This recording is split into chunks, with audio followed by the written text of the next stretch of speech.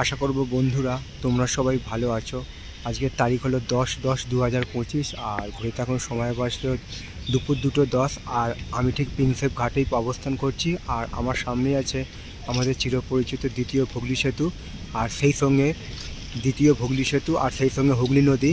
এখন সেখানে চলছে জোয়ার ভাটা ছিল এবং সেই ছবিটাই, আর সমগ্র প্রকৃতি মেঘলা করে আছে এবং সেই সঙ্গে ঝোড়ো বাতাস বইছে, তারও সেই ছবিটা আমি তোমাদের সামনে দেখাবার চেষ্টা করছি।